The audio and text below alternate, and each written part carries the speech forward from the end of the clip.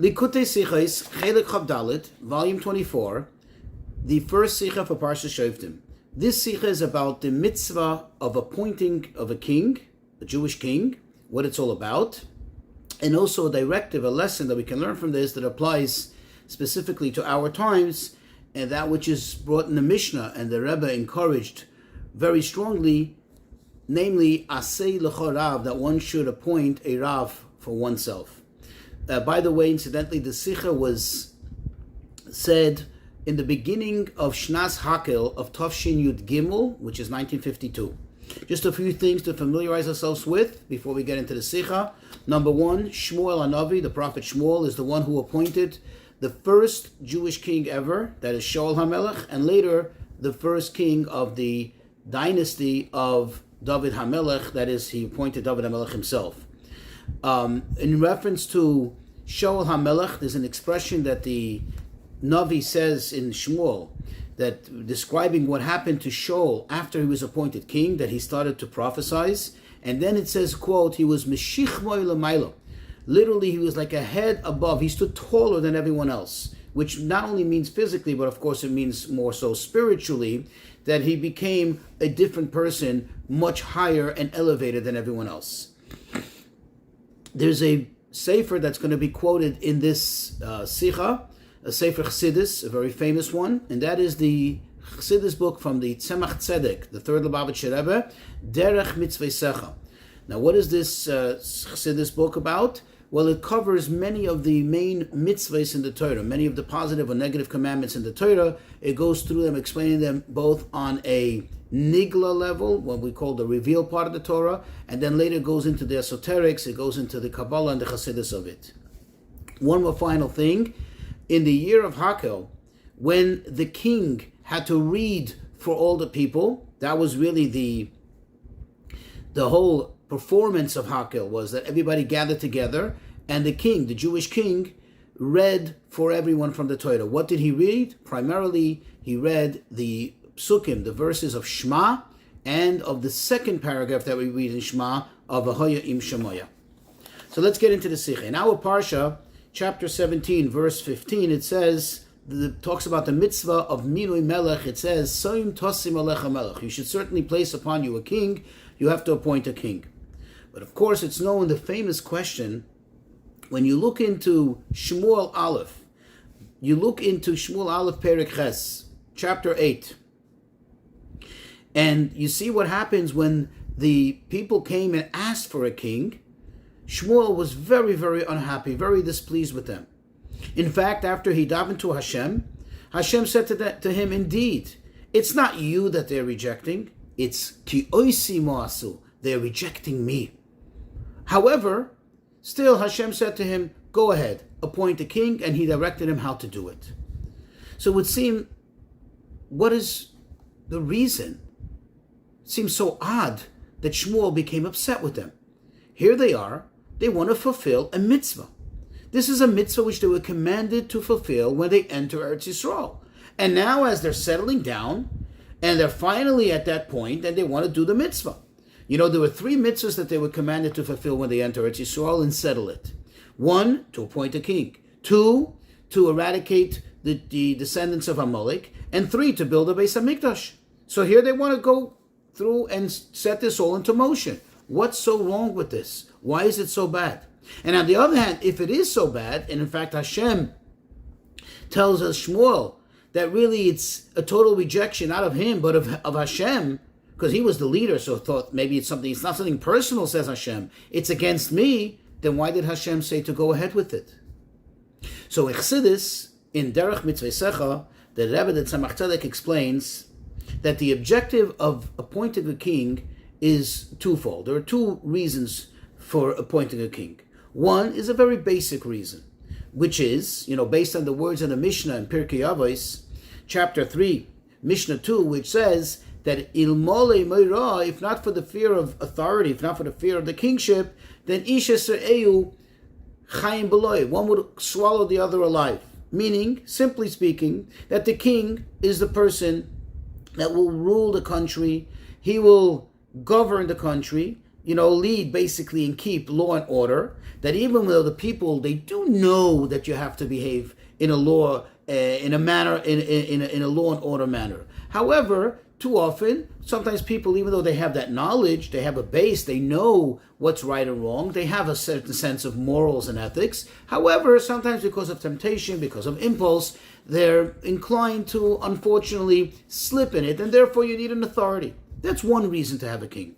Another reason you have a king is when you have an ideal situation where, quote, Moyach shalit al halev, it's mind over matter. The mind controls, not the heart, not the impulse. And then it's obvious that you don't need to appoint a king for this purpose. You don't need a king to control because everybody is controlled. They're self-controlling. They have morals and ethics. However, since the king is, quote, mishichmoi umayla, he is a head above the people, so to speak, and therefore there are things that perhaps the people are not as knowledgeable. We're talking about spiritual things, or even in governance of the country, there are things that the average person doesn't know, even though they do have a sense of law and order. And therefore, in certain things, the king is the one who does understand, and he does see the broader picture. Therefore, he's the one who sets down the rules, since he has a better understanding than they have, and they fulfill it, they follow it, because he said so, and they're subservient to him. This is the type of appointment of a king that has to be by Yidden. Because by Yid, the true master of a Yid, the true ruler of every single Jew is Hashem. The king of flesh and blood, meaning the actual king that we appoint in body, that is only to serve as, so to speak, as an intermediary between us and Hashem, to reveal to us the true kingship of Hashem. You see, a Yid inherently is a maimin, is a believer, and understands that Hashem is the one who gives the energy to everything. Hashem is the one who gives chayis to everything. And therefore, this brings a Yid to be bottled to Hashem, and therefore in a proper behavior, in a proper manner that is consistent with one's belief in Hashem, and therefore one has fear of Hashem. However, sometimes when there's a little lacking in the bitul, for whatever reason, then you need to have a king, an actual king of basar v'dam, flesh and blood, that because of the fear of him, this will bring him, the person who for whatever reason is lacking somewhat a little fear of Hashem, to bring him to fear Hashem properly. However, when the situation is, when the people are in the ideal state that they should be, that they do have proper faith and proper fear of Hashem, then the appointment of the king is to do what? To elevate them, to connect them to such higher levels that they on their own, for whatever reason, either don't know or not aware of, or cannot reach it on their own. And the king helps propel them to what he sees and what he understands, because he's afraid above them, and he helps bring them and connect them to Hashem in a much greater manner. That means, in short, the second mode is to elevate, the second reason for appointment of a king, which is the ideal that should happen, should take place, is that the people are in a good place, but to bring them to an even better place, to elevate them even more, for this you need a king. Now we can answer the question. Shmuel, what he really yearned for, what really hoped for, was that the Yidden should be in this level, in this optimal level, and that when they would want a king, it should be to propel them even higher. It should bring them to elevate them even more in kedusha and holiness, and in faith and in fear of Hashem. However, when they said, what was the words they used? That they want a melech lishaftenu kechol hagoyim, that they want a king to rule over them like all other nations. Meaning that they said, no, we're not there. We just want a king to have law and order over here. We want a king like everybody else has a king, like a goy has a king. And that's when Hashem said to him, Oisi ma'asu, it's me that they're rejecting. What does that mean? You're not getting the picture, Shmuel. They're lacking in Yerushalayim. And therefore, they're lacking in Yerushalayim, and therefore they're demanding it on the lower level of why you would appoint a king. However, still, Hashem said to him, go ahead and appoint a king. Why? Because when a Yid is lacking in Yiras Shamayim, for whatever reason it may be, it's impossible to just wait and push it off and delay it until the person comes to a good place, and then you're going to appoint a king to bring him even higher. Because then you have the danger of the person slipping even more. And therefore you need to you have to act immediately and bring them to a place, to a good place where they should have at least basic Kabbalah's oil Malchus Shamayim. And hopefully in the course of time, then they're also going to reach a higher level. Says the Rebbe, from everything we have to learn a lesson in Avodas Hashem and how to serve Hashem. Even though in our days, in our times, we don't have this mitzvah of appointing a king.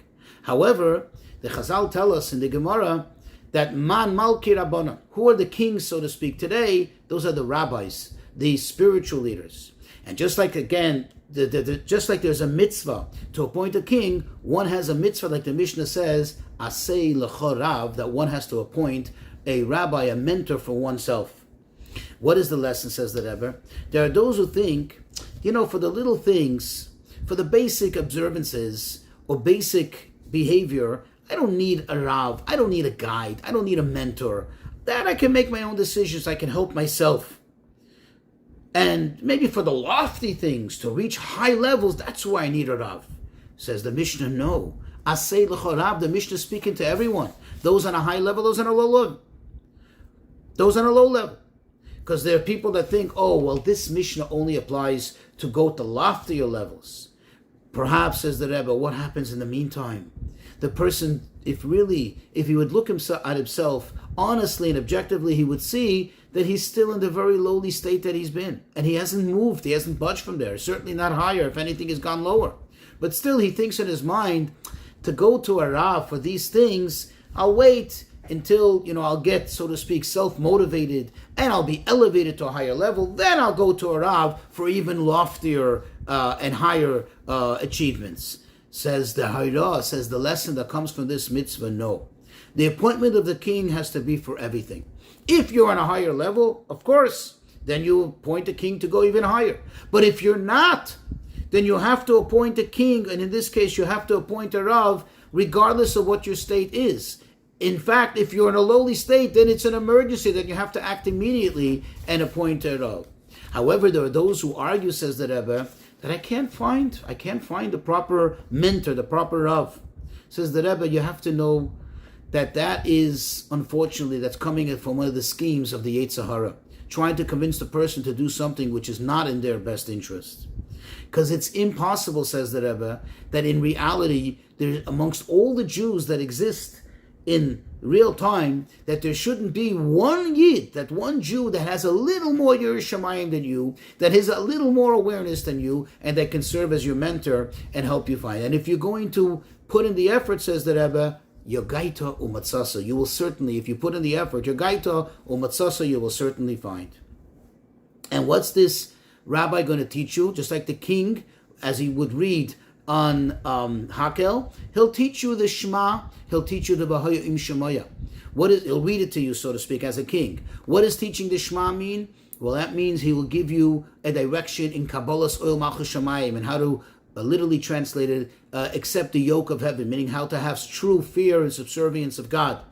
And then he will teach you the Hayim Shemaya, which basically says that if you follow the mitzvahs, that's when you will, then you will be able to reap your harvest, meaning that a person should come to the realization through being mentored by a proper Rav that your success depends on your observance of the mitzvah. And after the Rav will finish teaching you all these basic things, then he's going to go over to the next phase and lift you up to higher levels. Says the Rebbe, all of this is especially prudent to our times, especially applies to nowadays when we are in the ikvis of the Mashiach, in the footsteps of Mashiach, the heels of Mashiach, that is. We are on the eve of the coming of Mashiach, because Mashiach is both, as we know, a Rav and a Melech. A Rav, a mentor, a teacher, and a king. In what way is he a teacher? We know that the Melech HaMashiach will be a teacher who will teach Torah Chadasha, even to Moshe Rabbeinu and to the Avos. And on the other hand, of course, we know that he's going to be a king. He's called Melech HaMashiach, Malka Mashiach.